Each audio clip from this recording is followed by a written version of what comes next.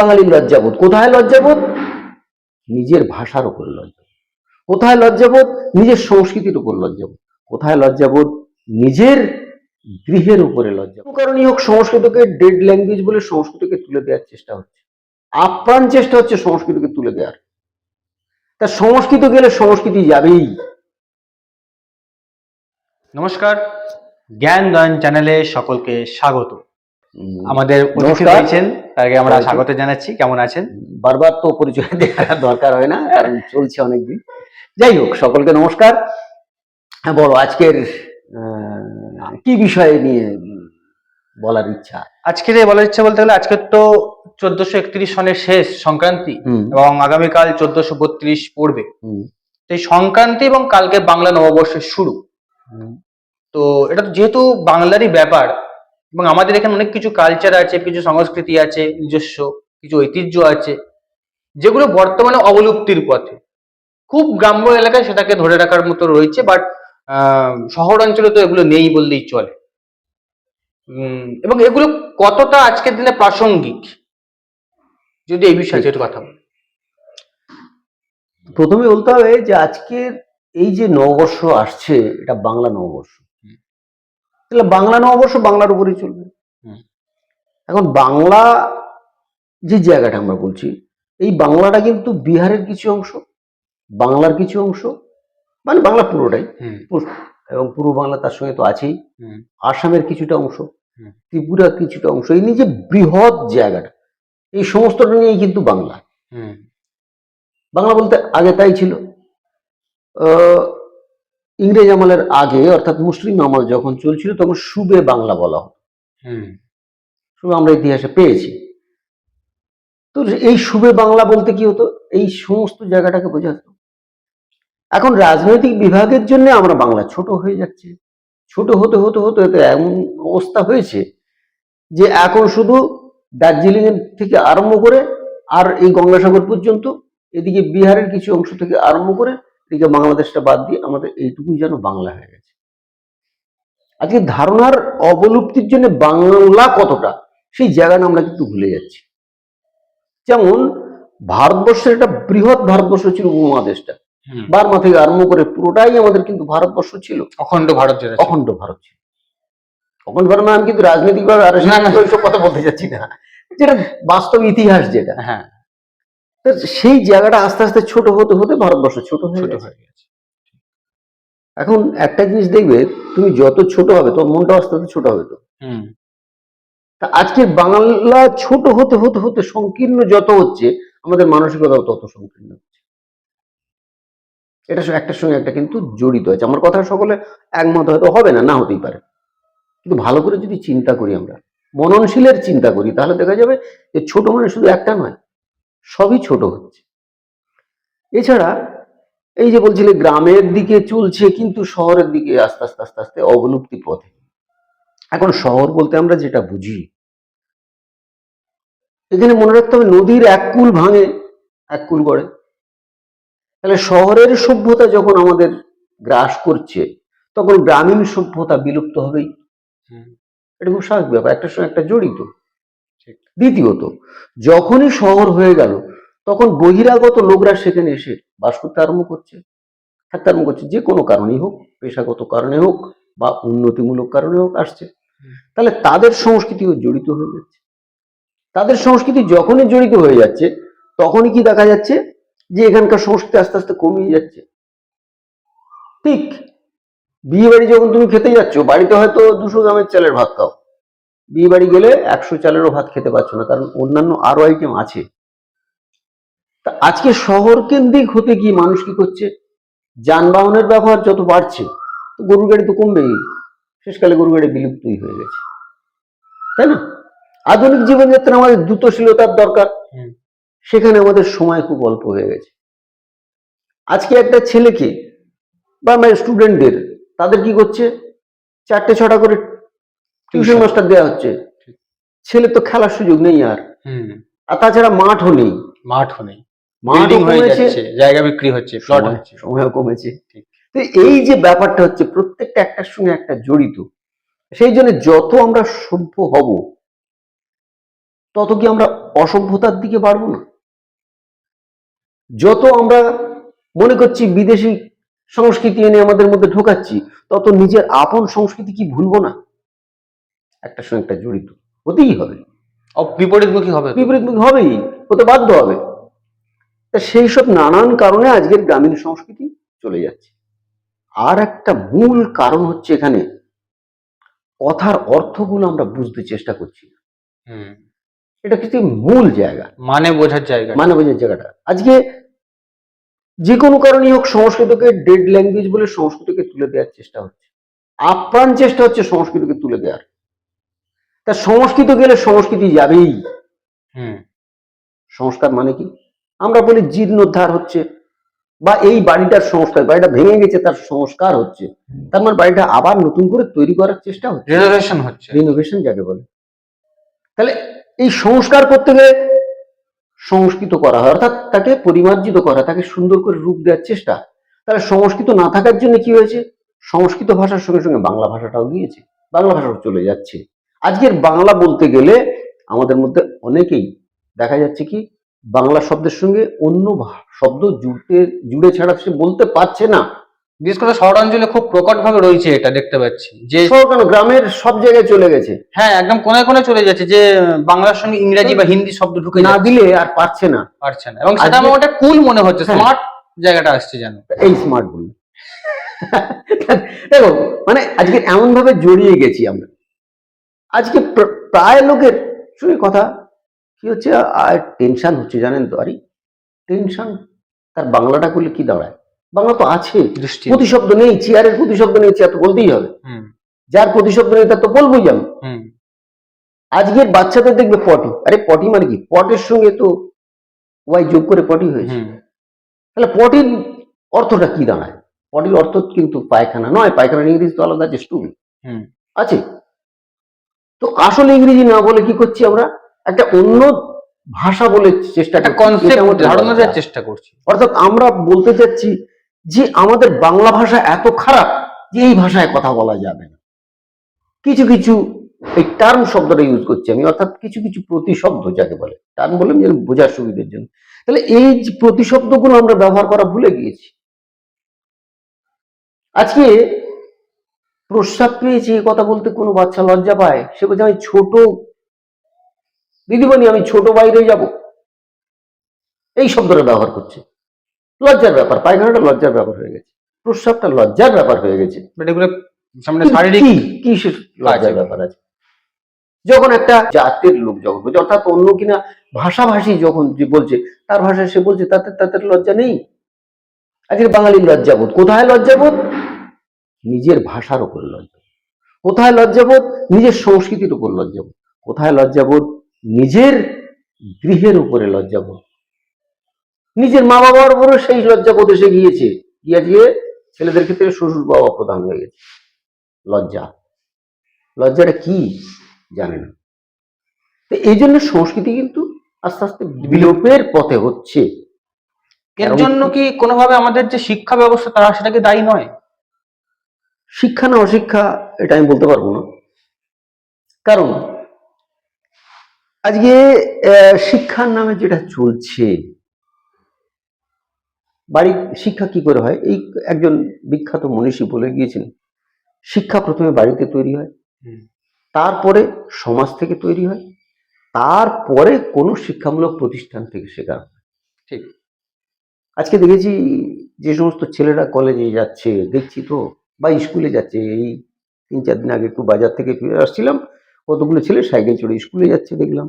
তারা এমন ভাবে কথাবার্তা বলছে যেটাকে আমরা সাধারণ কথায় গালিগালাজ বলে মনে করি, সেই ভাষায় তারা কথা বলতে বলতে দুই বন্ধু যাচ্ছে। তাহলে বাড়ি থেকে কি শিক্ষা পেয়েছে? স্কুল কি বলবে? স্কুলে গিয়ে তো সে গালাগালি করছে না, রাস্তায় করছে। অর্থাৎ আমাদের মনে হয়েছে যে বাড়িতে ওটা অবাঞ্ছিত হলেও, স্কুলে অবাঞ্ছিত হলেও রাস্তায় চলতে পারে। এটা শিক্ষার যে অভাব, এটা শিক্ষা দেওয়া হয়েছে না অশিক্ষা দেওয়া হয়েছে, এটা গার্জেনরা চিন্তা করবে। ঠিক সেরকম মূল জায়গা থেকে আমরা আস্তে আস্তে সরে যাচ্ছি। আসলে আবেগে অনেক কথা বলে ফেলি, যেটা হয়তো অনেকের খারাপ লেগে যায়, ভালো লাগে না। যাই হোক, আজকে যে এই সংক্রান্তি চলছে, আমরা সংক্রান্তি শব্দটা ব্যবহার করি সম ক্রান্তি সংক্রান্তি। এই সম শব্দের অর্থ আমরা জানি, কিন্তু ক্রান্তি শব্দের অর্থ কি এটা আমরা জানি না। তাহলে এটা আমাদের জানার চেষ্টা করতে হবে, তবে সংক্রান্তি শব্দের অর্থটা বুঝি। যাই হোক, আমরা মোটামুটি বুঝি একটা মাস আসছে আর একটা মাস চলে যাচ্ছে, এই সন্ধিক্ষণ হচ্ছে সমক্রান্তি, অর্থাৎ এরও কিছু আছে ওরও কিছু আছে, এর একটা জায়গা ধরে নিয়েছি আমরা, তাই তো? এই সন্ধিক্ষণে কি হচ্ছে, আমাদের যে বর্তমানের যে আছে এতে গাজন শব্দটা কিন্তু আছে। অবশ্য গাজন শব্দ আমাদের বিশেষত দক্ষিণ 24 পরগনায় গাজন শব্দের যে রূপ দিয়েছে, অশ্লীল কিছু গান টান নিয়ে একটা জড়িঘন্টি করে বেশ কিছু মানে স্থূল বুদ্ধি সম্পন্ন মানুষের মনোরঞ্জনের জন্য যেটা করা হয়েছে সেটাকে গাজন বলে রূপ দেওয়া হচ্ছে। আমি সে গাজনের কথা বলছি। এখন এই যে গাজন শব্দটা, গাজন শব্দর যদি আবিধানিক অর্থ দেখি, শিবের বিবাহকালে যে গান হয়েছিল সেটা হচ্ছে গাজন। এখন শিবের যে বিবাহ হয়েছিল আধ্যাত্মিকভাবে যাই হোক আর পুরাণে যাই থাক না কেন, বা পুরাণের থেকে যদি আমরা দেখি, বর্তমানে যদি আমরা যাই দক্ষরাজের জায়গা অর্থাৎ হরিদ্বার থেকে একটু আগে কঙ্খলে, সেখানেই দক্ষরাজের বাড়ি ছিল কি না এই জায়গায় আমি যাচ্ছি না, কিন্তু এখনো যেটা প্রচলিত আছে বলে মনে করা হয় এটা আছে। আর ভূতনাথের মন্দির আছে ঋষিকেশ থেকে একটা জায়গায় একটু দূরে, একদম কাছাকাছি। তা এই ঋষিকেশ মন্দিরের ওখানে যে ভূত মন্দির আছে, যেটা 14 মঞ্জিল যেটা আছে, ওখানে কি হয়েছিল বলা হয় যে ওখানে যখন শিবের অনুচর নিয়ে অর্থাৎ বরযাত্রী নিয়ে আসছিল, এখন শিবের বরযাত্রী কে থাকবে, ভূত প্রেত ইত্যাদি ইত্যাদি সব থাকবে, তারা তাদের নিয়ে যখন আসছিল তো দেবতারা ঠিক করলেন এই সব উৎপাদ নিয়ে যাওয়া যাবে দক্ষরাজের বাড়িতে। তখন কি হলো না, ওইখানে তাদের রেখে খাইয়া দাওয়ার ব্যবস্থা করা হলো যথেষ্ট, আর কয়েকজন দেবতা মিলে দক্ষরাজের বাড়িতে শিবের বিয়ে দিতে গেল। তাহলে এই জায়গাগুলোতে এইরকম জায়গা আছে। যাই হোক, এ কথা বলার উদ্দেশ্য অন্য নয়, শিবের অনুচর বলে যারা গেল ভূত প্রেত ইত্যাদি, তারা কি করবে, তারা তো গর্জন করবি, তাদের কাজই তো গর্জন করা। গর্জন করে করে তারা শিবের বিয়ের ছড়া ফড়া গান টান যে গাচ্ছিল, এই গর্জনযুক্ত গানই হচ্ছে গাজন। গর্জন থেকে গাজন এসেছে। গর্জন থেকে, অর্থাৎ ব্যুৎপত্তিগত অর্থে যদি যাই এবং ভাষাবিদদের কথায় যদি বলি, তাহলে গর্জন শব্দ থেকে গাজন শব্দটা এসছে। তো অনেকদিন আগে, আজ থেকে 50 বছর আগে যদি দেখা যায়, তখন দেখা যাচ্ছিল কি এই শিবের বিবাহ সম্পর্কে, যেমন আমরা বাচ্চাবেলায় শুনেছি দুর্গাপুজোর আগে আগমনী গান গিয়ে গিয়ে যেত বাড়ি বাড়ি, সব যারা গাইতে আসতো কলকাতাল ঈদ বা শুধু করতাল দিয়ে গানগুলো করতো, আগমনী গান করতো, উঠে গেছে বর্তমানে। কারণ ওই গান শুনতে ভালো লাগে না, র‍্যাপ সঙ্গীত শুনতে ভালো লাগে লোকের, উঠে গেছে। ঠিক সেরকম গাজনের সময় লোকের ওই রকম গানগুলো গাইতো, আর শিব ভক্তরা কৃচ্ছ সাধনের জন্য কিছু কিছু অনুষ্ঠান করত। সেই অনুষ্ঠানের মধ্যে বিকৃত রূপ আস্তে আস্তে দেখা দিয়েছিল। যেমন লক্ষ্য করলে দেখা যাবে এখনো গ্রামীণ যে সমস্ত সংস্কৃতি আছে সেখানে কোনো কোনো জায়গায় শিব ভক্তরা একটা পাতা নাতা দিয়ে করে, নানান ভাবে একটা ঘর মতো তৈরি করে, সেখানে অন্তত 3 দিন তারা থাকে।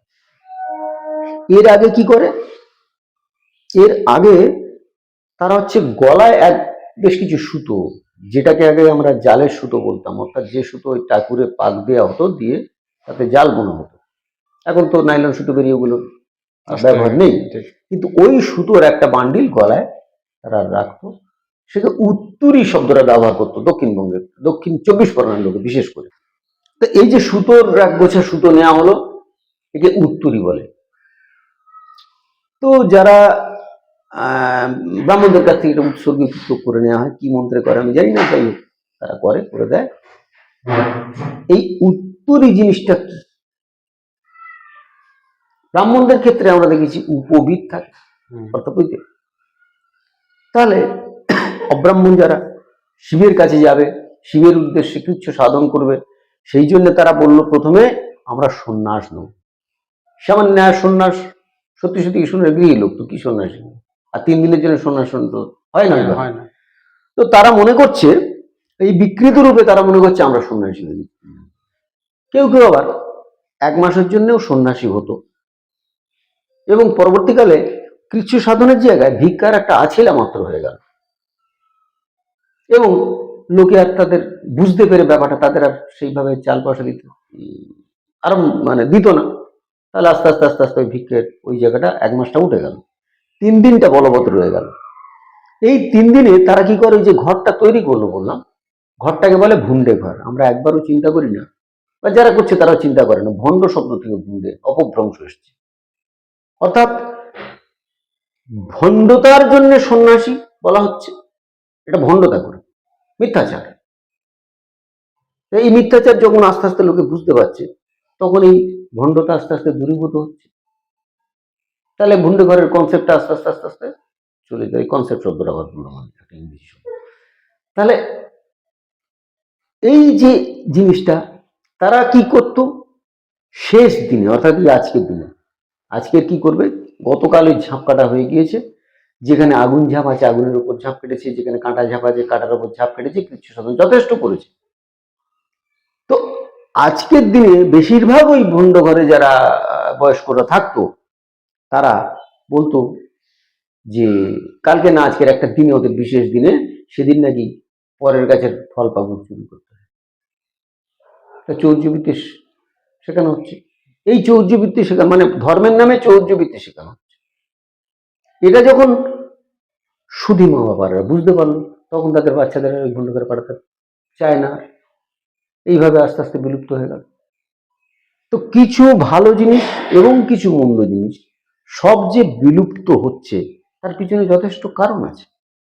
তার কারণ শুধু সভ্যতা নয়, ভালো দিকও আছে। যেমন এইগুলো যে করা হচ্ছে, অনাচার করা হচ্ছে ধর্মের নামে, অনাচারগুলো আস্তে আস্তে সরে যাচ্ছে। কালকেই মনে হয় নীলের বাতি একটা ব্যাপার গেল। নীলের বাতি দেখলাম অনেকেই কালীর মন্দিরে গিয়ে নীলের বাতি দিয়ে আসছে। এখন নীলের বাতি বলতে কেউ কেউ নীল বাতি নিয়ে দিয়ে আসছে, নীলের বাতি। যেমন তোমাদের রামনবমীতে যেহেতু দক্ষিণ চব্বিশ পরগনার লোকে রামকে রকে অ বলে, রামকে আ বলে, তাহলে রামনবমী আম। তাদের বোঝার অসুবিধে নেই, তারা যে করছে খুব ভুল করছে না, কারণ তারা তো আম বলে। তাল নবমীতে যদি তাল উৎসর্গ করতে হয়, আম নবমীতে কেন আম হবে না? তা যারা শিক্ষিত লোক আছে, যারা ব্রাহ্মণ পণ্ডিত আছে, তারা বোঝানো যায়, তাদের বোঝাতে পারেনি বা বোঝায়নি, যে কোনো কারণে হবে না। পুরোহিতরা দেখা যাচ্ছে কি যে তাহলে বেশ কিছু আম তো পাওয়া গেল, এই সময় আমের দরকার আছে, তাহলে গরমের সময় ভুলটাকে সংশোধন করে লাভ কি হবে, তাই না? তাহলে বেশ কিছু আম তো পাওয়া যায়, চাটনি খাওয়া যাবে, আম ডাল খাওয়া যাবে, ইত্যাদি ইত্যাদি। তাহলে আর কেন আর বারণ করি, তাই না? তাহলে কেউ আর বারণ করেনি। তা এইরকম ভাবে অপভ্রংশ হতে হতে একটা এমন পর্যায়ে দাঁড়িয়ে গিয়েছে, এবং সেটা যখন শিক্ষিত লোক আস্তে আস্তে বুঝতে পারছে, তাহলে এই কুসংস্কারগুলো আস্তে আস্তে দূরীভূত হচ্ছে। এই জন্য সংস্কৃতির বেশ কিছু চলে যাচ্ছে। তো এই যে দুটো বললাম, এছাড়া আর কি আছে না, আজকের দিনের যে ঝাঁটপাট দিয়ে এক জায়গায় দরজার কাছে রাখা হয়, কালকের ভোরবেলা সেটাকে পোড়ানো হয়।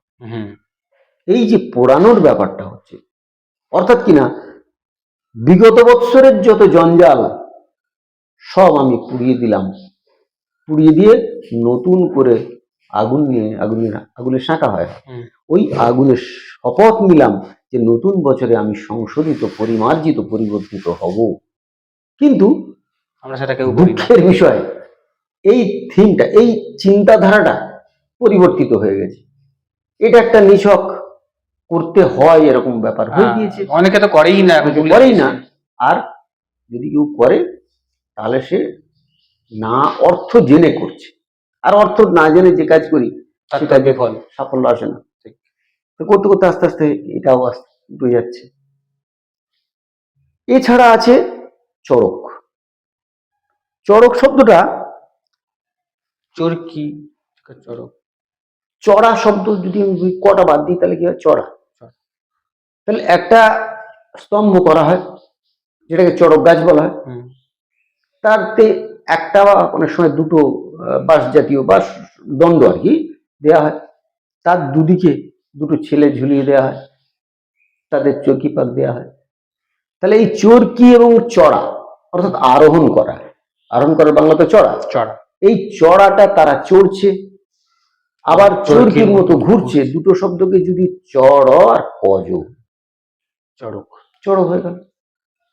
এই চড়কের সময় কি হয়? এটা একটা আনন্দ উৎসব করে চারদিকে হয়, বাচ্চাবেলা থেকে কৃচ্ছ সাধন করানো হয়।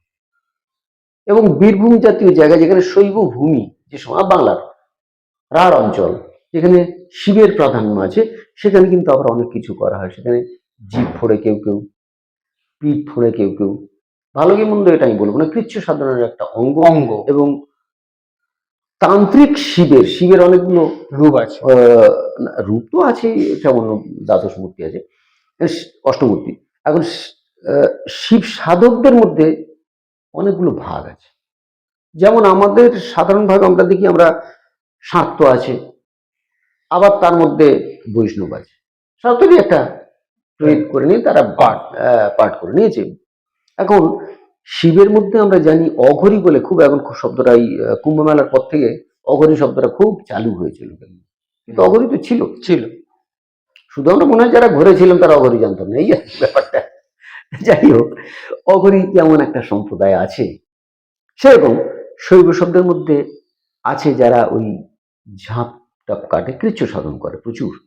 শিবের উদ্দেশ্যে কৃচ্ছ সাধন করতে গিয়ে জীবের এফোড় ওফোড় করে দেয়, শলাকাবিদ্ধ করে, পিঠে কেউ কেউ শলাকাবিদ্ধ করে। এরকম কেউ কেউ বলছেন ওটা বর্বর পদ্ধতি, কেউ বলছে যে প্রাচীনকালে এটা বাজে পদ্ধতি। এরকম করতে করতে করতে আস্তে আস্তে কেউ বলছে এটা কষ্টকর জিনিস। এইভাবে আস্তে আস্তে এগুলো কমে আসছে। কষ্টকর তো বটেই, একটা মেয়ে যখন কান ফোটাচ্ছে সেটাও তো কষ্টকর, নাক ফোটাচ্ছে সেটাও কষ্টকর, কিন্তু করছে। তেমন এটা যেমন লোকাল অ্যানাস্থেসিয়া করে এগুলো হচ্ছে, তেমন একদিন দেখা যাবে হয়তো যে ওই পিঠে যে ফুটছে এটাও লোকাল অ্যানাস্থেসিয়া করে করছে, হতেই পারে, মানে কালে কালে পরিবর্তন হতেই পারে। তো ঠিক এই জিনিসগুলো যেমন আস্তে আস্তে আজকে দিনটা সংক্রান্তির দিন চড়ক পর্যন্ত যেমন আজকের হলো, কালকে গিয়ে নববর্ষ আসছে, নববর্ষে নতুন করে আরম্ভ। এর আগেই একটা কথা বলে রেখেছি যে আমাদের আগুনের শেখে আমাদের শপথ নেওয়ার দরকার, এটার মধ্যে কোনো খারাপ কিছু নয়। অগ্নি সাক্ষী করে যদি বিয়ে হতে পারে, সমস্ত আমাদের দশকর্ম কাজে প্রত্যেকটা অগ্নির প্রয়োজন আছে। কারণ আমরা মানি ব্রহ্মা বিষ্ণু মহেশ্বর, এই তিনজন আছেন। এর মধ্যে বিষ্ণু বা নারায়ণ যাই বলি না কেন, এদের কিছু না কিছু পুজো আমাদের বাড়িতে প্রায় সময় হয়, প্রত্যেকের বাড়িতে বা স্মরণ করেন অন্তত। আর শিবের তো মেয়েরাও করে, এখনো করে, আধুনিক ভাবে, অত্যাধুনিক উগ্র আধুনিক, তারাও দেখেছি শিবের পুজো করে। এক নায়িকা বলবো না, উনি কি, উনি রাজনৈতিক নেত্রী, তিনি আবার ইয়ে হয়েছেন, সাংসদ হয়েছেন, এমপি হয়েছেন। হ্যাঁ, তিনি শিবকে এইরকম মহিলারা ছাড়া, এইরকম উগ্র মহিলারা ছাড়া, আমাদেরই লোকসভা কেন্দ্রে, হ্যাঁ তাহলে তো এইরকম মহিলারা ছাড়া অন্যান্য আধুনিক মহিলারা তারাও শিবকে সকলেই ভক্তি করে। শিবকে অভক্তি করার মহিলার মধ্যে এই একটা জাজ্জল্য প্রমাণ আমি দেখেছিলাম। যাই হোক, সেটা ন্যাক্কারজনক হোক বা ভালো হোক জানি না, তার রুচির পরিচয় এটা, এটা আমার ওই জায়গায় বলার কিছু নেই। যাই হোক, তো এরকম ছাড়া শিবের তাহলে আমরা বাড়িতে সকলেই প্রায় কম বেশি শিব এবং বিষ্ণুকে করি, কিন্তু ব্রহ্মাকে করি না। অর্থাৎ 2/3 আমরা করছি, পুরোপুরি পূর্ণ হয়। আর যদি তার থেকে কিছু আমাদের শক্তি লাভের হয় তাহলে 2/3 শক্তি পাচ্ছি, 1/3 শক্তিটা আমরা পাচ্ছি না ব্রহ্মা না করলে। সুতরাং অন্যান্য ক্ষেত্রে যা হয় তো একটু অগ্নি জেলে ব্রহ্মাকে সাক্ষী আমরা করতেই পারি, এবং অগ্নি সাক্ষী করে আমরা বলতে পারি যে আগামী বৎসর আমরা হচ্ছে যা ভুল হয়ে গেছে, যা ত্রুটি হয়ে গেছে, নতুন ভাবে আমরা বৎসর শুরু করবো। এই কথা বলার মধ্যে অন্যায় আছে বলে তো আমার তো কিছু মনে হয় না। তাহলে এটা আমরা করতেই পারি এখনো পর্যন্ত। ঠিক।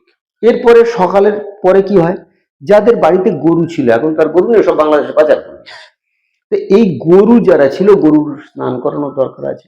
অর্থাৎ এই যে নিদাগ গরমকাল আসছে, হ্যাঁ, এই গরমকালে মাঝে মাঝে গরু স্নান করানো দরকার। তার প্রতীকী হিসেবে আজ থেকে আরম্ভ হলো, নববর্ষ থেকে আরম্ভ হলো, গরু স্নান করানোর দরকার আছে। লোকগুলো দেখবে যাদের গরু আছে, গরু স্নান করানোর আগে মাথায় তেল দেয়, সুন্দর করে সজ্জিত করে, খুঁটগুলো বের করে দেয়, হ্যাঁ, পায়ে তেল দেয়া হয়, শিঙে একটু সিঁদুর দেওয়া হয়, কপালেটা সিঁদুরে সুন্দর করে, অর্থাৎ একে আমাদের ভক্তি করে রাখতে হবে। কারণ আগে ছিল গোধন, এখন গোধন না হলেও গোদুগ্ধ সকলের পক্ষে উপকারী, এটা সারা বিশ্বে স্বীকৃত। যতই পাউডার মিল্ক খাও, তার পুষ্টি আর গোদুগ্ধের পুষ্টি এক নয়। মাতৃদুগ্ধের পরে যদি স্থান হয়, সেটা গোদুগ্ধ। সুতরাং এই গাভীকে মাতৃসম জ্ঞান করা, এর মধ্যে কিছু খারাপ আছে বলে আমার মনে হয়। তাহলে এটা আমাদের করা যেতেই পারে। এখন বাড়ি গরু নেই, কি করব? আমি রাজস্থানে গিয়ে দেখেছি যে সেখানে কি কয়, গো মাতাকে কিছু না কিছু খাওয়ায় তারা প্রত্যেকদিন।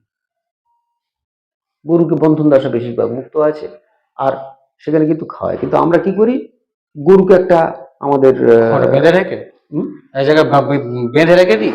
হ্যাঁ, এটা গোয়াল ঘর বেঁধে হয়তো রেখে দিই, তাকে যত নিকৃষ্ট ভাবে রাখা যায়। তার দুধটা উৎকৃষ্ট, আর তাকে রেখে দিই নিকৃষ্ট ভাবে। হ্যাঁ, বেশিরভাগ সেইভাবেই থাকে, বাড়িতে থাকলেও সেইভাবেই থাকে, দেখেছি। এতে গেলাম ওই মেঘালয় না, সিকিমে গিয়েও দেখলাম উত্তর দিক থেকে ঠান্ডা আসে, কাদান টাদার মধ্যে গরুগুলো বেঁধে রেখেছে। সেখানে যে গরুগুলো খুব ভালো করে দেখে। তারা বেশিরভাগ খ্রিস্টান হয়ে গিয়েছে, তারা গরুকে খাদ্য হিসেবে ব্যবহার করে, সে করতে পারে। কিন্তু আমাদের এখানে যারা গরুকে একটু ভালো মনে করে, ঠিক, তারা গরুকে ভালো করে রাখতে পারে। যাই হোক, এই গরুর স্নান করানো, গরু নেই, গরু স্নান করানো কি, সুতরাং আস্তে আস্তে ওটা বিলুপ্ত হয়ে গেল। এরপরে স্নানের আগে তেল হলুদ মেখে স্নান করার ব্যাপার আছে। নিম পাতা, হলুদ, কাঁচা হলুদ। তো এখন যাদের নিম পাতা হলুদ নেই, শহরের কথা বলছিলে, সেখানে নিম পাতার গুঁড়ো কিনতে পাওয়া যাচ্ছে। কাঁচা হলুদ কিন্তু শহরের বাজারে পাওয়া যায়, অ্যাভেলেবেল। আর হলুদ বাটা যদি না পাই আমরা, হলুদ গুঁড়ো, তাহলে না, হলুদ গুঁড়ো কেন, হলুদটাকে নিয়ে মিক্সিতে বেটে নেওয়া যায় তো। হ্যাঁ, এখন তো মিক্সির সুবিধা হয়ে যায়, ছোট বড় নানান মিক্সি বাজারে পাওয়া যাচ্ছে। তাহলে আমাদের অসুবিধা নেই। এখন একটা এই প্রসঙ্গ না হলে একটা মজার ব্যাপার বলি। আমারই এক স্থানীয় বন্ধু, স্থানীয়, তো সে প্রত্যেকদিন 5 মাইল করে কিন্তু মর্নিং ওয়াক করে। একদিন সন্ধ্যেবেলা তাকে বললাম যে 1 মাইল রাস্তা দূরে ডাক্তারখানা যাবো, চল যাই আমার সঙ্গে। বলে কিসে যাবে? বলে হেঁটে যাবো। বললাম তাহলে যাবো। এটা মানে যানবাহনে করে যেতে হবে। বল কেন, তুই তো 5 মাইল রাস্তা হাঁটিস, 1 মাইল রাস্তা হাঁটতে কি আছে? বুঝলেন না, ও তো মর্নিং ওয়াকের জন্য হাঁটি না। অর্থাৎ মর্নিং ওয়াকের জন্য 5 মাইল হাঁটতে পারবে, কিন্তু দরকারের জন্য 1 মাইল হাঁটতে পারবে। ঠিক আছে? তো আমাদের চিন্তাধারা এরকম হয়ে গিয়েছে। আজকে পার্লার গুলোতে গিয়ে যে জিনিসগুলো ব্যবহার করছে, ওই কি অনেক কিছু ব্যবহার করছে, নামও জানি না। তো তাদের মধ্যে দেখা যাবে যে আমরা দুর্গা স্নানে যে সমস্ত দুর্গার উপকরণকে স্নান করাই, সেই উপকরণগুলো যাচ্ছে। এটা স্যার ভালো একটা জিনিস পাওয়া গেল, এটা নিয়ে আলোচনা করা যাবে। দুর্গাপুজো যে আমরা প্রসাদ মহাস্নান, তাতে যেগুলো ইউজ করি, ব্যবহার করি আমরা, সেগুলোই ব্যবহার করি, এবং কি সে কি কাজ হয়। তা আজকে কাঁচা হলুদ আমরা জানি যে চামড়ার পক্ষে খুব উপকারী জিনিস। এই যে বিবাহের আগে গায়ে হলুদ দেওয়া হয়, অর্থাৎ তার চামড়ার উজ্জ্বলতা বৃদ্ধি হবে, সে সকল সামনে একটা মেন নায়ক বা নায়িকা হয়ে আসবে। তাহলে তার মুখটা তো কদাকার থাকলে হবে না, তার মুখে একটা গ্লেজ আনতে হবে। সেই গ্লেজের জন্য হলুদ এর মতো উপকারী জিনিস নেই, চন্দন এর মতো উপকারী জিনিস। আর নিম কি করবে, এই যে গরমকাল আসছে, এতে আমাদের স্কিন ডিজিজ হবে, এর থেকে আমাদের মুক্তি পাওয়ার জন্য। তাহলে এটা, এবং এটা আজকে থেকে আরম্ভ হোক। নববর্ষে নতুন করে আমরা শপথ নিই যে আজ থেকে আমরা নিয়মিত, রোজ নয় কিন্তু নিয়মিত নিয়মিত একটা নিয়ম মেনে, সপ্তাহে একদিন হতে পারে, মাসে একদিন হতে পারে, যে আমরা নিয়ম করে নিম আর হলুদ মাখবো। একদিনই মেখে সব চুপচাপ থাকে, কিন্তু এটাকে প্রতীক হিসেবে একদিন যা হোক করে একটু গায়ে দিয়ে নিয়ে হয়ে গেল। কিন্তু সাবানটা আবার রোজ মাখবো, হলদিযুক্ত সাবান বলে একটা ব্যবহার করে, সেটা আমরা রোজ করবো। কিন্তু হলুদ মাখবো, ক্রিমের মধ্যে হলুদ আছে বলে একটা ক্রিম প্রচার করছে, সেই হলুদের ক্রিমটা টার্মারিক আমরা ব্যবহার করবো। এই ক্ষেত্রে বলি আর একটা ব্যাপার, এটা যদি এই প্রসঙ্গে নয় তবু উপমার সঙ্গে এসে গেল, আমরা নুন দিয়ে দাঁত মাজা বলি না, খুব খারাপ জিনিস দাঁত, কিন্তু আগেকার দিনে ওই জ্বরের পরে নুন তেল দিয়ে দাঁত মাজার ব্যাপার ছিল, মুখে দুর্গন্ধ কাটতো, জার্মনাশক অনেক কিছু উপকার হতো বলে আমাদের বলতো। তো পাশ্চাত্য যে প্রভাব আমাদের মধ্যে এলো, এসে বললো এইসব বাজে, নুন ব্যবহার করো, পেস্ট ব্যবহার করো। হ্যাঁ, পেস্ট তো ব্যবহার করবে, গুঁড়ো মাজন, তারপর পেস্ট এসে গেল, বর্তমানে পেস্টের যুগ চলছে। একটা পেস্ট কোম্পানি অ্যাডভার্টাইজ দিচ্ছে, একটা মেয়ে হঠাৎ করতে গিয়ে লাফিয়ে এসে বললো, আপনার পেস্টে কি নুন আছে, লবণ আছে? সে কি লবণ? না, এই দেখুন আমি পেস্ট এনেছি, এর মধ্যে লবণ আছে। তা লবণ দেওয়া যদি ক্ষতি হবে, তখন বারণ করা হয়েছে কেন, আর এখনো পেস্টটা দেওয়াই বা হচ্ছে কেন?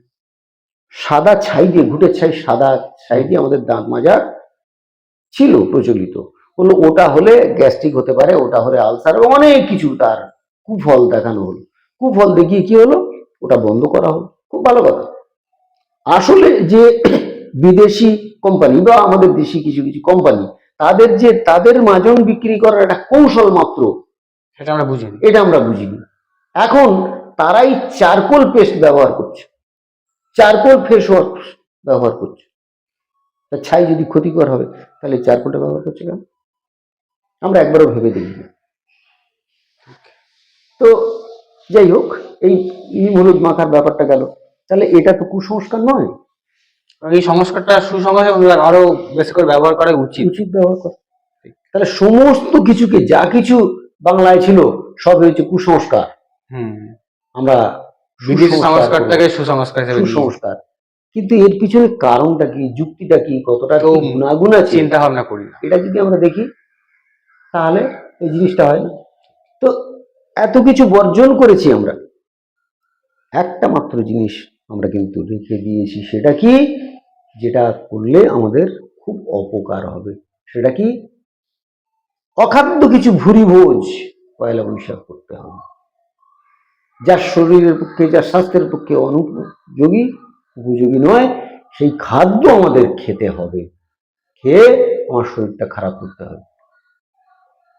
তাহলে কোনটা কুসংস্কার আর কোনটা সংস্কার, এবং প্রত্যেক শব্দের যদি ব্যুৎপত্তিগত অর্থ, অত ভেঙে নি শব্দ না, ভাঙলে ব্যুৎপত্তি মানে অত দূরে ব্যাকরণে যেতে চাইছি, তাহলেই দেখা যাবে যে আমাদেরও মঙ্গল হবে, সমাজেরও মঙ্গল হবে। অর্থাৎ কিনা আমি বলতে চাই, সব জিনিসকে কুসংস্কার বলে এড়িয়ে না গিয়ে যুক্তি দিয়ে, এর মধ্যে যুক্তি দিয়ে কু কোনটা সু কোনটা সেটা বাছার দায়িত্ব কিন্তু আমাদের। আমরা দাবি করি শিক্ষিত, কার্য করি অশিক্ষিত নয়। জ্ঞানায়ন কিন্তু সেদিকেই আপনাদেরকে নিয়ে যাচ্ছে, যে যুক্তি দিয়ে ভাবুন, সব জিনিসটাকে কুসংস্কার বা এগুলো বাদ দিতে হবে, এগুলো বোগাস, এই বলে বাদ দেবেন না।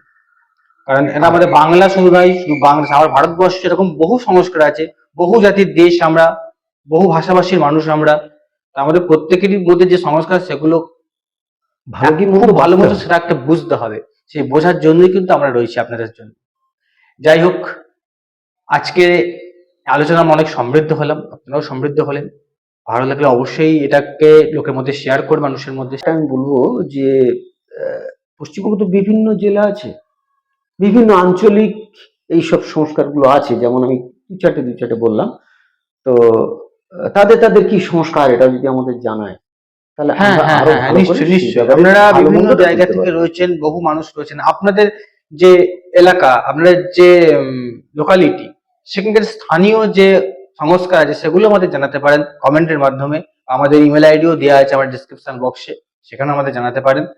তার মাধ্যমে কিন্তু আমরা উভয় পক্ষই সমৃদ্ধ হব, এবং আমরা চেষ্টা করব এরপরে আরো অন্যান্য বেশ কিছু সংস্কার যেগুলো আমাদের বাংলাতে সেভাবে নেই, বাট অন্যান্য স্টেটে বা রাজ্যে রয়েছে, সেগুলো নিয়ে আলোচনা করা।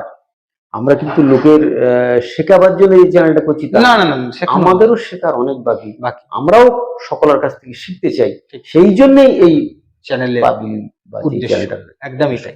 সেটা যেন মাথায় রাখে। সুতরাং যাদের যা জ্ঞান আছে, জ্ঞান নয় তা আমাদের জ্ঞান দিবেন। বাড়ান, এইটা সকলের কাছে অনুরোধ করে মনে হয় আজকের বক্তব্য শেষ করা সকলে উচিত। খুব ভালো থাকবেন। নমস্কার।